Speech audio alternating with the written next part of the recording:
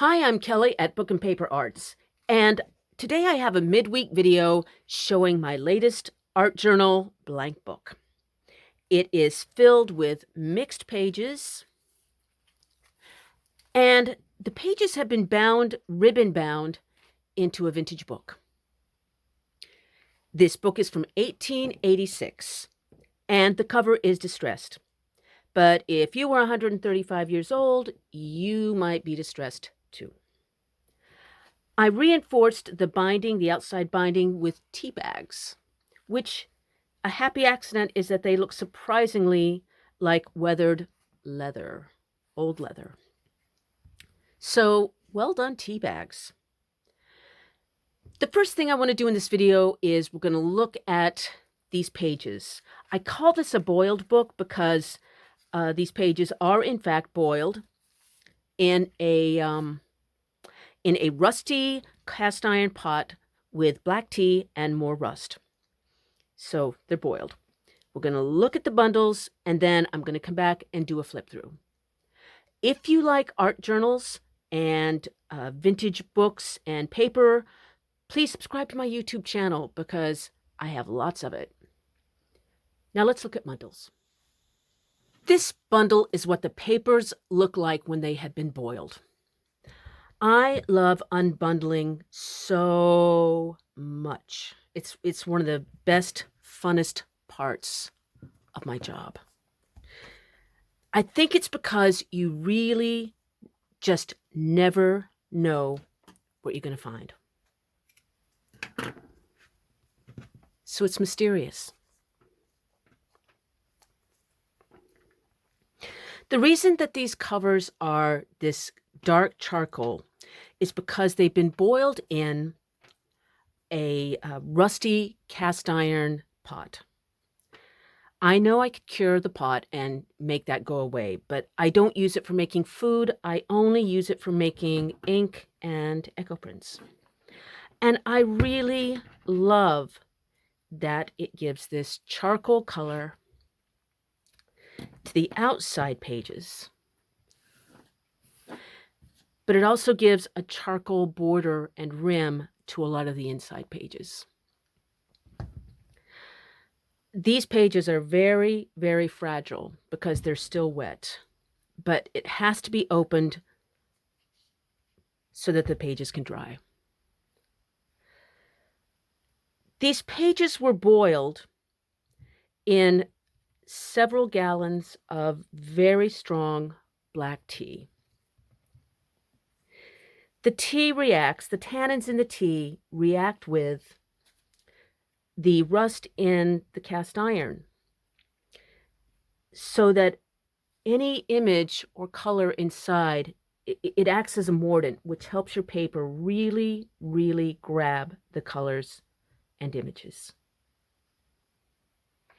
In this case, the images are made from onion skins.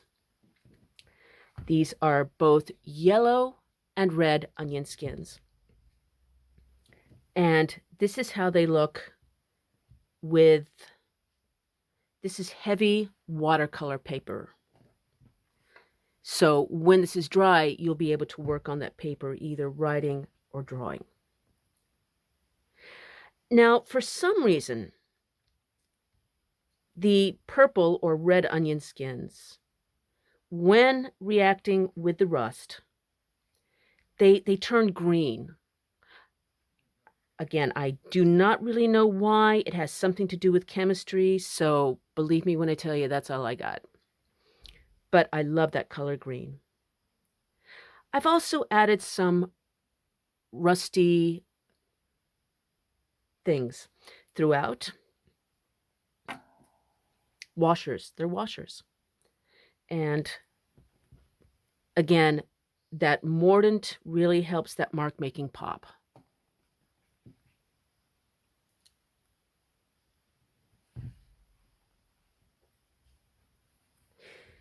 In addition to a lot of watercolor paper that you can work on,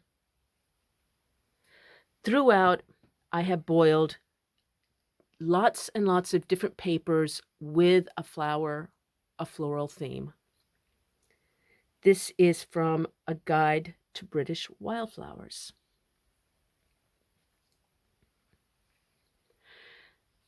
And on the other side, I've added some gesso, which means you can work in that more easily.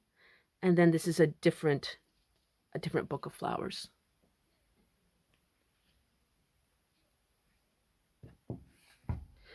And I will be peeling off these onion skins off camera fastidiously. It will take forever. But that's what it looks like.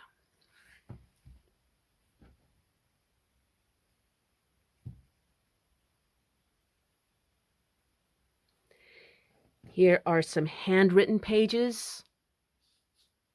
It's an old ledger, actually. Again, it's very fragile. Some more washers.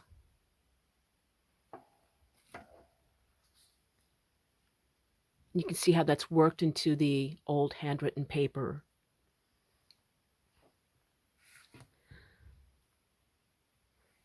Okay, I'm going to go open this up very, very carefully and come back.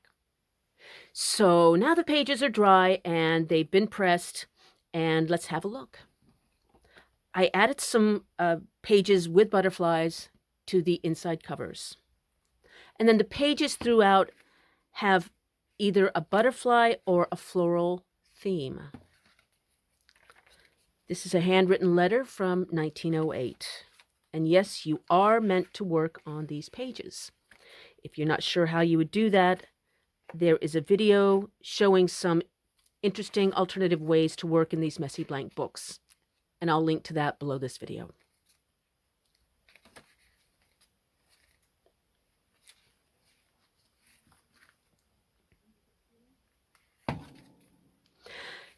Here's where some of the onion skins throughout have made shapes that are almost like petals or wings. So I would definitely be working into that, either drawing or collaging. Just leaning into that. Some mark making with the rusty washers.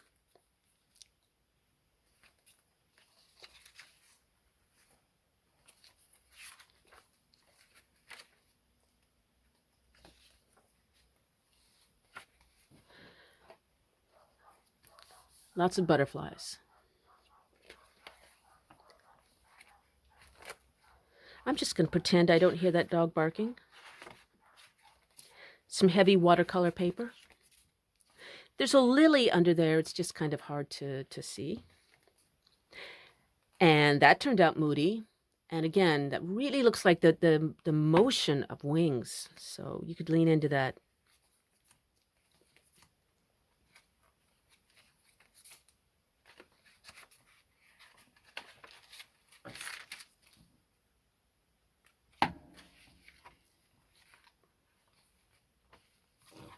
This book has actually sold, but I am making more, so please let me know if you're interested. If you would like to see still photos of some of these pages, maybe get some inspiration for your own messy papers, there's a listing on my website, and there's a link to that in the text below this video. Also on my website, you could subscribe to my online newsletter. It goes out monthly, and it's filled with free scans of vintage paper that you can use in your own work.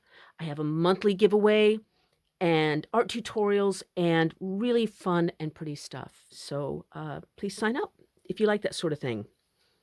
This coming Friday, I have a proper art tutorial for you on some very off the beaten track ways to use soft chalk pastels in your art journal and mixed media pages. They're beautiful. So join me Friday, and until then, happy making.